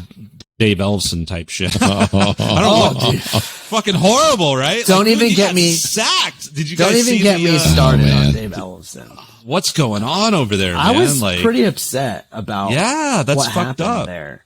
I was like, is there a crime here? Like, I don't really understand. Look, okay, we could all agree, like, it's shitty to be like, cheating on. I mean, he's not like, who knows? Like, was he actually fucking someone else, or was he just pulling his dick out in front of his computer? Who knows, right? Like, that's shitty behavior when you're married, right? But, like, was there anything actually illegal? Was she underage? I don't think so. Right. I don't know the facts. I mean, she came out with a statement and said, I wasn't underage. I initiated it. I filmed it. It was consensual. I wanted it to happen. Yeah. And I think the only fault right there is that she shared it with a friend who decided to share it with the world. And, I guess to hurt Dave Ellefson and his wife, or just because she felt like she had power. Christ. Like, I have a rock star's sex tape and I can do something with it. And I'm like, but he didn't rape anybody, like. Yeah, it's not Bill Cosby here, you know what I mean? Right. We're not Louis C.K. right now. And so. Well, I mean, Louis C.K. didn't rape anybody either. He just. I don't even know what happened with it. Yeah. Weirdo that pulled his dick out and jacked off in front of chicks. I don't know what's up with that. Yeah. Or maybe better example, maybe like Harvey Weinstein or something. Now that's total thumbs down on creepo right there. Yeah. Dave Ellefson's not that. And so. Exactly. I kind of expected more from Dave Mustaine as far as the response there. And you can see in Dave Mustaine's, statement, when he was, kicking David Ellefson out of the band, he's like, an already strained relationship. I was like, oh, so you were looking for an excuse to get rid of him, and this was that. That's what it sounds like. It sucks because my fiance actually hid a picture on her Instagram of her with David Ellefson, because we had seen him when he was touring in San Antonio and doing kind of a storyteller's tour where he would talk and tell and this band played. Remember when, the last Skunk Fest, when that Megadeth band came and played? Or the headline. So the reason I think I met those guys, I'm pretty sure they played along with Dave Ellefson cause he did a bunch of Megadeth songs. And so that's kind of like blah, blah, blah. After the show, he came and talked to people and signed shit. And we got to like play his 5-string bass and all this, and super cool, blah, blah, blah. But it was just like, wow. Yeah, man. I don't know. We don't have like the facts, I guess. Right. But from what I've heard though, it sounds like some bitch just fucked this guy's life. You know what I mean? Pretty much. It's like, damn, dude. But yeah, so Symphony X, man, I know exactly what you're talking about. I have some friends that are massive fans. And so we were like super stoked to open for them. And they're on hiatus right now for some kind of similar shit with, I guess they're looking for a new manager or some shit. I don't know. I'm just probably spewing inaccurate information. Hey, it sucks though, that I would be one fuck up in the works, dude. Yeah, it's just like, it's so shit. You just it comes back to music, and this is something obviously and I think anybody who has their own band, runs a band, any of that kind of stuff knows, is the people are as important as a musician, if not more important. Like, it doesn't matter how good someone is. If they're a shitty fucking person, fuck them. I don't want them in my band. I don't want to play with them. I don't want to be around them. And I mean, that's just in general, right? But especially if you have a Weinstein type creep, you know, which I'm sure Hollywood and the music business and every other business is ridden with scumbags like that just prey on people trying to break in, you know? So, but, wow, that got dark. Speaking of dark, should we start putting up subtitles and talking in German? Yeah. Well, I wouldn't be, very conversational. I don't know a lick of that language. It doesn't matter. Just yell nonsense, and it sounds like German. Right. It sounds the Germans like got to be I say this jokingly, but really, like, so much beautiful music has come out of Germany. You think about composers and Beethoven and all that. Oh, yeah. But like some of my absolute favorite stuff. But it's funny. I always think about like a German, like, love song just seems funny, right? Because everything just sounds very angry and harsh, harsh and aggressive. Like, you think Italian, you think Spanish, you think French. You're like, yeah, you know, German. Hey, babe, I'm writing you a love song in German. Oh, right. Are you sure that's the language you want to choose? Right, because you're not like mi amor. You're just like, you know, something harsh in German. I love you. Yeah. Love you so much. I really love your blonde hair and blue eyes. Terrible joke. Poor Germans, man. But I feel sorry for Germans, man. I'm part German. I feel sorry for, like, because Hitler fucking ruined everything for those damn people. And for everything what I hear about Germany, like, is beautiful and amazing. And like beer and food and green fields. People. I mean, I know. I've heard it's amazing, and I want to go. Every German person I've met has been super cool, very down to earth. I have no qualms with that country at all. I feel like people just always assume, oh, Holocaust. I'm like, okay, well, you know, that was, first of all, in the 40s, horrible thing. Right. But, you know, Hitler fucked that country for all of the good people, you know? Right. And, it's a shame because all the people I've met are so nice. Yeah. And you know, actually what's really cool about it is they do not fuck around with that shit at all. Like, man, that Nazi shit don't fly there. Like, you can get away with that shit here, unfortunately, right? And there's the little freedom of speech, Confederate flags and stuff like this. Fucking, you don't have that in Germany. They're like, no, he's canceled for good. Yeah, and forever. I think, like, you know. Yeah, and I mean, I wouldn't draw a direct line from a Confederate flag to a swastika. I understand. I do understand the argument, and I think that, like, you know, it's a serious discussion about, you know, statues and, you know, and things like that, and battlefields and museums as opposed to town squares. I mean, I get all that, right? And, like, let's, you know, but yeah, the whole Nazi thing, it's like, how is this, like, even a thing that anyone's, like, willing to be okay with? Like, seriously? Like, the fact that what that fucking represents is so horrific. Like, anybody that would brand themselves with that, it's just like, dude, you're obviously, like, something's not right. Like, get the fuck out of here, man. Like, not cool, dude. So, but yeah, Germany, man, that's the thing. Like, everyone I've talked to that's like, I don't know what your experience is, but just have talked to people that have toured over there.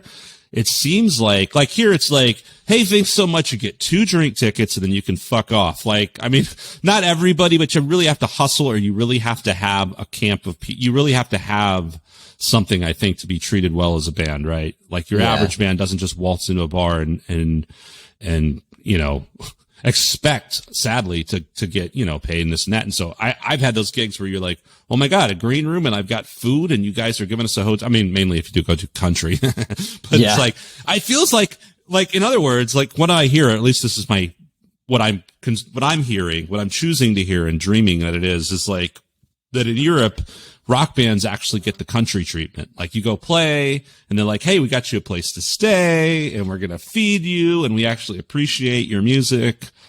You know what I'm saying? Nice. Like, I mean, I'm sure like not every spot in Europe is like that, but doesn't it seem though, like the U.S. seemingly is kind of like the worst rock market in like Europe. And I mean, maybe I'm just like wishful thinking, but it seems like, speaking of hair bands, a lot of those guys can go play Europe or Japan and kill it. And they're Slaughter is huge in Japan. Dude, those dudes probably couldn't play to, 100 people here. I mean, maybe, but like just the sad reality of it is, right? A lot of those bands, I mean, you've got your Titans that have lasted and are, but some of the bands that played for. Keep going. Wow, Vic got bored, I guess. Don't talk about the technical difficulties. Just go. That's what's going on over there, Vic? Looking at German porn. Maybe it's pretty good. I don't know. Blah, blah, blah, blah. I don't know. I'm done. I got nothing else. Well, it's a good conversation. We have to try to keep. I'm holding myself accountable that we're not just going to ramble for like 3 hours. Our podcasts have been way, way too long. So we're at like, I feel like we're at like a point where we should wrap it up. That's cool. Relatively soon. Unless you have something really mind blowing to say. I don't. A dystopian warning for us all. Oh shit! Well, just quote a passage from 1984 and look real smart. I know, like, right? Damn, that motherfucker got deep. I never have read that book, honestly. Oh man, it's like one of the 2 books I've read. It's really good.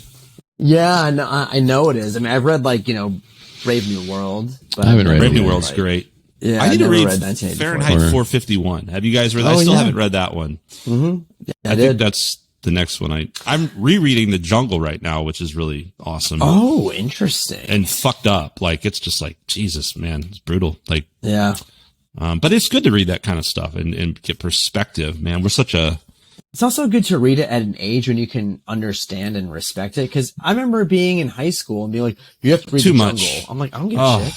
Well, no, it's too much. I'm a really slow reader and I need to process things and think about, I could speak, but it's like I said about the dialogue, when I'm like pausing, I want to know, I want to know what everything is and think about it and process it. So I read real kind of slow and I'll reread shit and all that. And so, but when I'm like really getting something out of it, it's enjoyable, right? But like you said, if you're in high school and like your MO is like, I can't wait to get out of here and go party. It's like, well, I'm not really like stoked about going home to read Jane Eyre right now. Like, right. I could tell you all the books that I was supposed to read in high school and didn't. Same. That there's like, I remember reading Dances with Wolves. That might have been the only one I read. That's a big ass. I don't know, man. I had to read like Great Expectations and I was like, this is painful. That's a lot, dude. Like I didn't read Dickens forever because it's hard. It's a hard read. Dickens is not easy to read either. Like I like The Jungle because it's pretty easy read actually. I was like, I'm like 16. You think I understand this and what it's about? Like I just don't. Like you'll read one page and be like, dude, I haven't even seen a period yet. Like it's just like on and on and on and like great stuff, man. But it's like, yeah, it's intense. My dad used to be like, read Dickens. I read all of Dickens when I was 12. I'm like, well, fuck you, genius. Like, now I look back and I'm like, I really kind of wish I'd have like gotten some education. Well, who was it? We were talking about foreign languages, right? Oh, so Damon Italo, right? Vic, I met up with him for lunch the other day. It's literally the first time I had been out since and sat in a restaurant for over a year probably that I can remember. And so I met up with him and cause he was in town with some family. We were talking and so his daughter, right, his wife is Vietnamese. He's half Mexican and half whatever white he is. So he speaks English. So he speaks English and Spanish fluently, has his whole life. And so they've got a daughter. I mean, like, that's so badass. Like, she's going to be trilingual. Like, that's the shit. Like, and I think back, like, how cool it would be to speak multiple languages, but I'm just some white guy. I know, same. I only speak one language, like some close friends of mine, one of them is just, like from Texas, but then the other one is from Norway. And so, they got married and have a kid. And so their kid's going to be bilingual with Norwegian and English. I'm like, that's awesome. Who the hell speaks Norwegian here? I don't know anybody. That's amazing. You're eternally going to be like trying to like befriend them so they can get you backstage to like big Norwegian death metal festivals. And I know. I'm going to like groom him. Like, hey, are you a fan of Opeth? Yeah, right. I'd be like, okay, so you're going to listen to, Opeth a bunch, and you listen to all these death metal bands, and he'll be like, cool. He's like 1 year old. Right? You know? I always say that, like, everyone has kids and they listen to Old MacDonald and shit. And I'm like, no, fuck that. My kid's going to listen to Metallica when he's like 6 months old, which I don't see why not. Like, throw him some cool stuff, I think a lot of kids do, actually. You I don't say see that reason now, to have to, like, but you're not going to have any control over Disney that. songs. I mean, whatever. I'm not opposed to Disney songs, but like, let's get some Megadeth in there. Hell yeah. Let's get some Dying Fetus in there. I mean, I'm not having kids anyway, Not every so it really day, doesn't no. matter. But, Vic, what, do you speak, Yes. You don't speak Spanish, do you? But I mean, so here's the thing, Matt. Vic and I met in a Spanish class. But no, I just ended up taking And it. for because Vic, I wanted would think to. it was just an easy A because he was being. Didn't you have to take it for something for your job or some shit, right? Or am I totally wrong? And I was just in there because I had failed it in high school and tried it again and then dropped out. I took like one semester, basically took classes for a while. But that's how we met, and it was actually really fun, and I enjoyed it. But dude, the guy that taught that class, which Vic, when we started the podcast, I hadn't thought of that in years, and you said Senor Todd, and I was like, oh yeah, that dude spoke like at least 4 languages. Well, I mean, I took taught Spanish all of them like because super fluent. Yeah, I Like, was how do you compartmentalize? growing up. I I was know, speaking right? English and Like- Spanish pretty fluently, just swapping back and forth. But a lot of folks my age, we grew up knowing a little bit of it, right? Not fluent. We're familiar with it. We can understand it, but not maybe speak it as fluently as we can understand it because of the fact that a lot of our parents were, first, second generation Texans, from Mexico. They had Spanish was their first language, so they had a hard time learning English. So a lot of the reasons why you run into folks like me that are, Mexican or whatever term they're using for us nowadays to not, who knows whose feelings I would hurt, for. Wait, you can't, is Mexican not politically correct anymore? Are you not from Mexico? Yeah, Mexican descent. Yeah. Yeah. I don't want to offend you. If I call you a Mexican, is that okay? Yeah, I'm from fucking Mexico. Oh, yeah. I guess because Well, I mean, so people are shitty. And so they'll say growing up, things like, you would say, "Oh, hey, I'm considered Mexican," even though you were born in anything Texas. You'd south of the still say, United "I'm States. Mexican." Like, Right? oh, there's a lot of countries down there. Yeah, your like, descendants that's from totally wrong. Mexico, right? Texas is It's part of so Mexico. wrong. David. Anyway, Yeah. right? So you grow up in before 1836, yeah. So I mean, you grow up, or your grandparents growing up, don't know English or had a hard time learning Before English. So the thought was 1836. to really make us learn English first. And so we didn't get as proficient in Spanish. So that's why I took Spanish classes. I still take them. Yeah.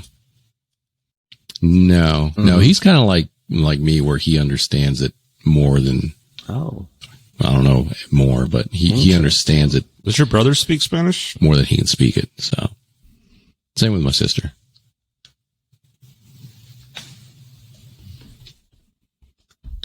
That was part of Mexico back in the day too.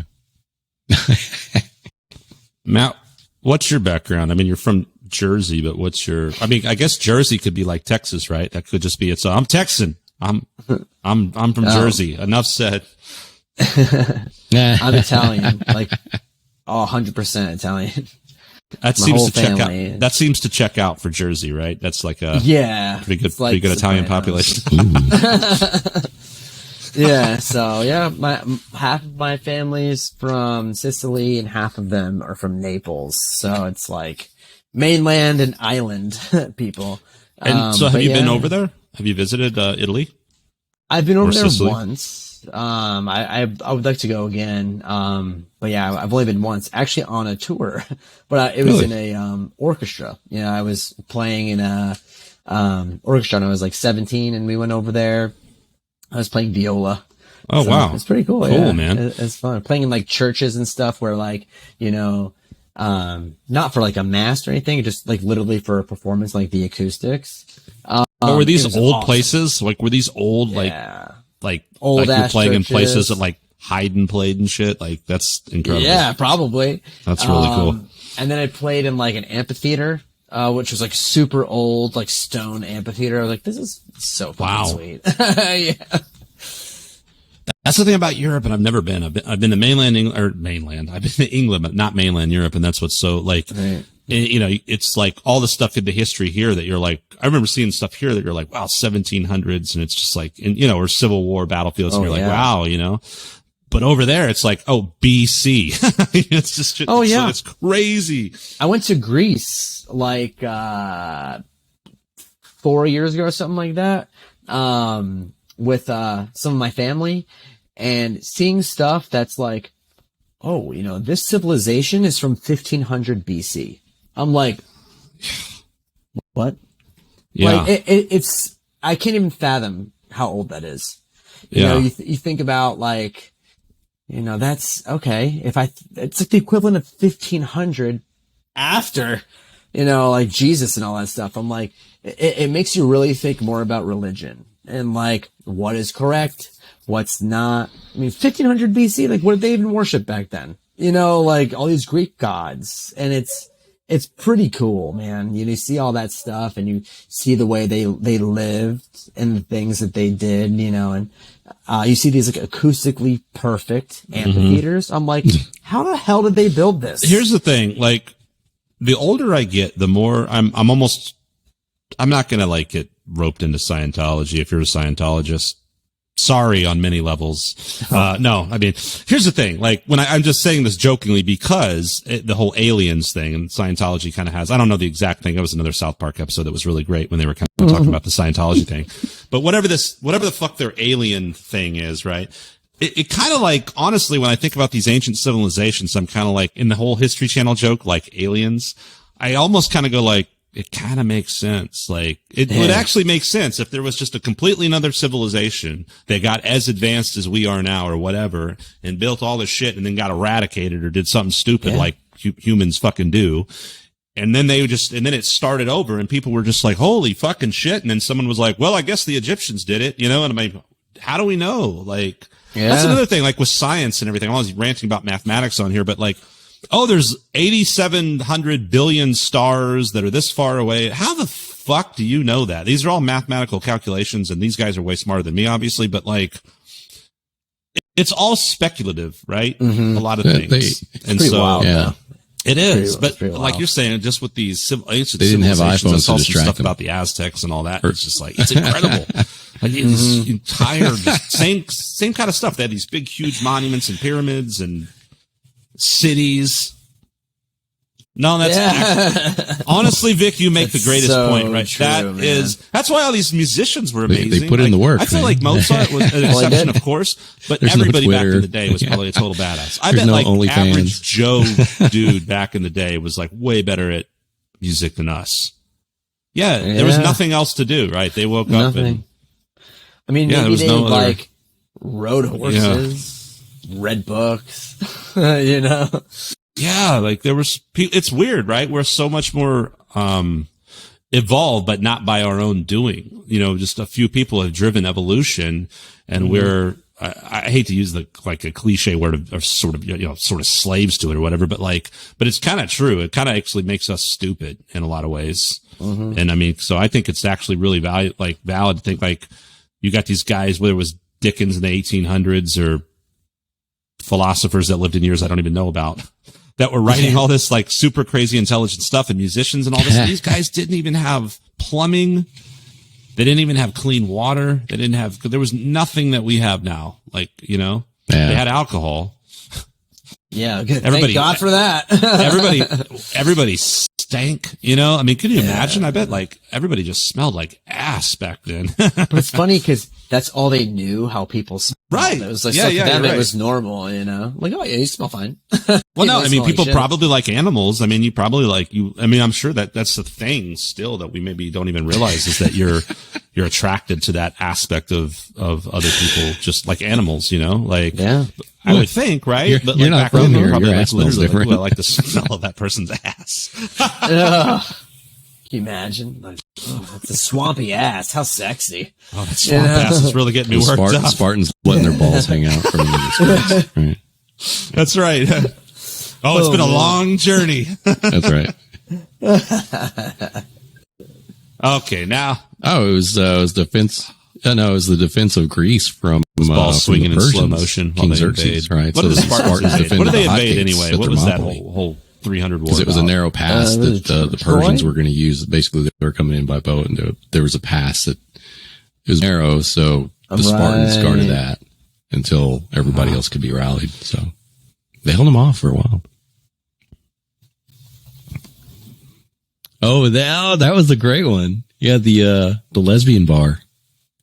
The Persians were trying to buy it. Yet another South Park episode. It's really cool.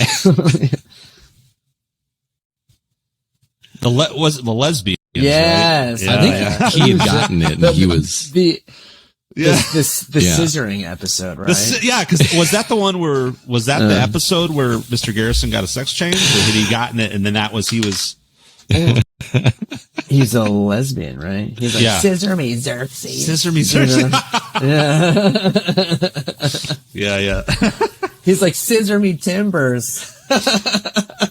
South Park is like Simpsons at this point. Hannibal. Anything that's been, Like the they've done Hannibal? it all. Like anything in pop culture and history has like been parodied at this point, I think. Hannibal Lecter. It's ridiculous, man. When was the whole Hannibal thing, Vic? I'm expecting you to just... No, the Hannibal, the Elephant Riders album from Clutch. What's the? No, Like Silence of the Lambs? No. The guys on elephants invading something or other. Boy, I sound dumb right now. Oh, I know what you're talking about. Why can't I think of this? What's it called? Like, I know what you're talking about. It's like, I have to Google it, and Hannibal Lecter's going to come up. no, I know what you're talking about. What is the name of that, like, civilization? If I write Hannibal It elephants, starts with a C, I feel like. Shit. yeah, Carthaginians. Carthage. Carthage is Battle the of name Carthage. the Yeah. city. Yeah. Carthage. And they invaded, and Hannibal's army numbering 38,000 infantry, blah blah blah, and 38 elephants. And they tried to cross like some mountain pass and like all died. Or like most of them died. Okay, so this was BC. This was a long ass time ago. Yeah, it's a long ass time ago. A long ass time ago. I don't know where Carthage was. Maybe it was somewhere in like Turkey. I don't know where. Well, Tunisia? Oh yeah. Oh, that's like northern Africa. Tunisia. Okay. Yeah. That's it's what like like west of like Egypt and all that stuff. Gotcha. Yeah, so I wasn't exactly right. Turkey's kind of close. It's all, if it ain't America, it's all the It's same. like, what do they call it? Somewhere else. Asia Minor. Yeah, Asia Minor. Yeah, I haven't heard that. I haven't heard that tune I haven't heard that term Asia in a Minor. long time. Yeah. Like a mode. Yeah, Asia Minor. Right. That's what that's considered. Asia Minor sounds like an Yngwie song, right? Where he right. he plays his harmonic minor and puts in a little Asia Minor. little Asian twist. Yeah, puts in an Asian mode. What's a good Asian mode? Oh my God, you're so racist.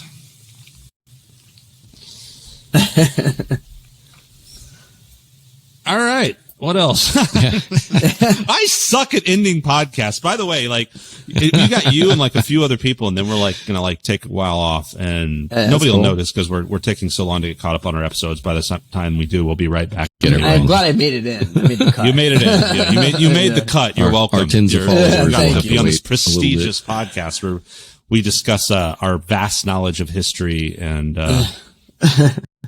get it wrong. Yeah. But Was that what it is?